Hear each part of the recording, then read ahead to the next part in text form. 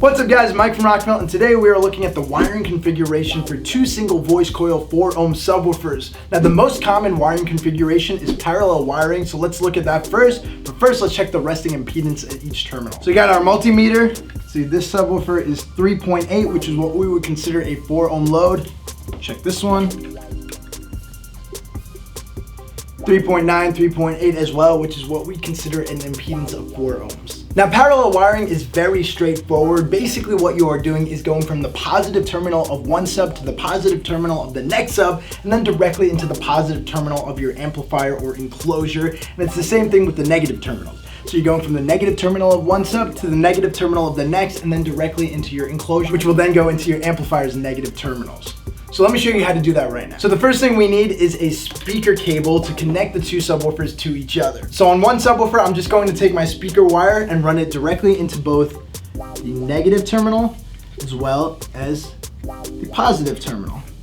Now before I take this end of the speaker wire and go directly into this subwoofer, I actually need to take my terminal speaker wire leads. So this speaker wire leads goes directly to the side of the enclosure, which will then go into my amplifier. So if I want to connect through parallel, I'm going to take the speaker wire that's already connected into this subwoofer, twist it, so positive and positive, with the speaker wire enclosure lead, and then I'm going to do the same thing with the negative end. So I'm going to take the negative speaker wire that's running out of this subwoofer and twist it with the negative speaker wire from the enclosure, and then I can go into my subwoofer's terminals. So same thing still, we're going negative into negative and positive into positive. So now since I have them wired in parallel, I can check the impedance at the enclosure's terminal, since this is what is going to go directly to my amplifier, and I should get a 2 ohm load. Negative into negative.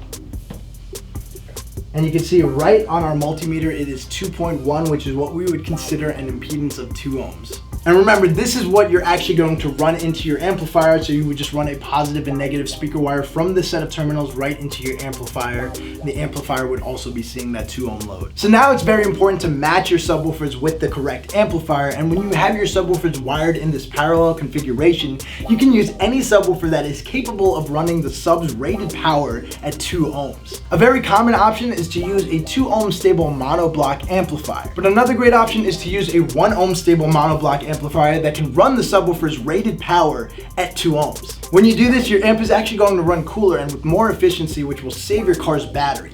You will also hear increased sound quality because your amp is running so cool. So let's talk about something else that's important to note. So some dual enclosure boxes actually have 2 sets of terminals that you can wire your subwoofers directly to. On top of that, some monoblock amplifiers also have 2 sets of terminals, so you can wire your subwoofers directly there and it'll actually parallel at the amp itself. So if this is a setup you have where you have a monoblock amplifier with 2 sets of amp terminals, as well as a dual enclosure with 2 sets of speaker terminals, this is what your setup would look like. So basically what you're going to do is you're going to run your speaker wire leads for each set of terminals directly into the subwoofers themselves. So for this side, this is my speaker wire leads that lead directly to the terminals over here.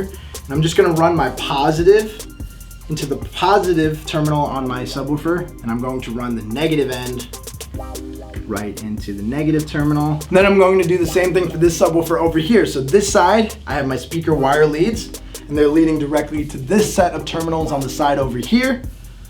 I'm going to take my positive speaker wire, run directly into my positive terminal. And then I'm going to take my negative speaker wire. And now since I have the subwoofers wired directly, just parallel wired to those sets of terminals, the impedance at each of those terminals should be 4 ohms, which we can check right now. So if I probe this side, you can see the impedance is reading 3.9, 3.8, which is what we would consider a 4 ohm impedance. And then if I probe this side, you can see the impedance is also reading 3.9, 3.8, 4.0, which is what we would consider a 4 ohm impedance. So out of these 2 sets of terminals on our enclosure, we would go directly into our amp's 2 sets of terminals, and the parallel would actually happen there. So it would actually then sum it down to a 2 ohm impedance. Now there is another configuration that you can do with two of these subs, and that is series configuration. I'll show you the wiring diagram right here. Now this is not as common as parallel wiring because of the amount of power that you will lose from your amplifier. In fact, if you feel like you're not getting the most power out of your subwoofers, they're not hitting as hard, you might have them wired in this series configuration. So double check with our parallel wiring at the beginning of this video to make sure you're doing everything correctly. I hope you guys found this video helpful on how to wire two single voice coil 4 ohm subwoofers. Again, if you have any questions or comments, you can feel free to reach out to our customer support tech team through phone or email. As always guys, I'm Mike from Rockville. I'll see you next time.